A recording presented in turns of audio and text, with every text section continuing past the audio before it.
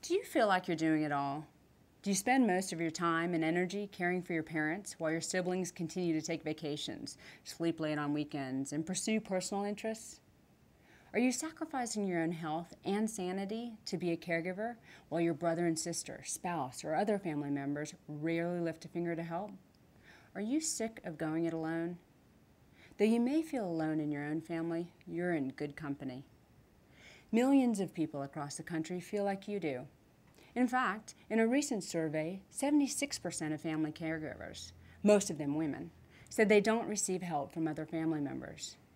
As exhausting as caregiving can be under any circumstances, it's even more tiring and frustrating if you're surrounded by family members who don't seem to want to help. In fact, many people say that dealing with unhelpful siblings is one of the most stressful aspects of caregiving. Fortunately, being a caregiver doesn't have to be a one-person job, even in a family full of seemingly self-centered or reluctant individuals. It will take effort and ingenuity, but in most cases, you can gain the cooperation of siblings and other family members and get them to help you where you need it. Here are some specific strategies to help ensure you won't have to go it alone. Let them know you need them. If you don't ask for help, they won't know. Consider caring styles. Some people are more service-oriented. Some people like to spend quality time. Don't discount men. Don't forget about the husband, the son, the brother-in-law. They can help in the caregiving too. Show them the money. Hate to sound mercenary, but you know what? If you just got your son a new Mustang, he may just want some money for that gas. So why not ask him to take your parent to the doctor? You know what? That's a win-win. It gives you more time. It allows your mom or your dad to have time with their grandson, and it puts that money into his gas tank. Hold your criticism. It's really critical that you let people do things the way that they like to do it. You may think you can do it faster or you can do it better, but you need to make sure you hold your criticism. Consider their circumstances. If it seems uncharacteristic that your family member isn't helping, reach out and ask them why. You never know what's going on in their own nuclear family or in their lives. It's always important to ask before you make assumptions. Look beyond siblings. It's always great to look at church members or synagogue members who might be helpful, neighbors or long-term relationships that your parents have been in. It doesn't always have to be a blood relative that can help. And finally, hold a family meeting.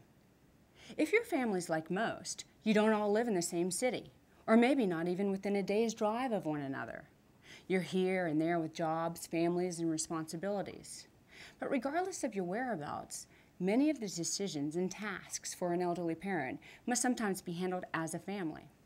A good way to do that is with a family meeting. The time to plan a family meeting is before your parent has a crisis that requires immediate attention. Make sure you are always proactive before the crisis. Clues from your parents, such as increasing forgetfulness, missed medications, or difficulties managing money, keeping house, or getting to appointments. These are all signs that a family meeting may be in order. The following 10 tips will help make your family meeting more efficient and more productive. First and foremost, meet ASAP. Again, don't wait for a crisis to happen.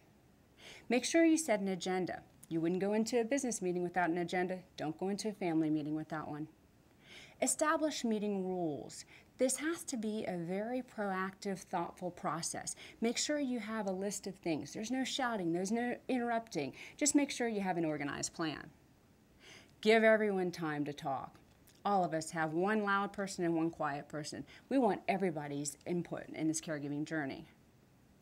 Ask for volunteers. If you have specific tasks that you need help on in terms of caregiving, ask the people that are in your family which ones they'd like to do. But make sure that you have a list of assignments just in case nobody does volunteer.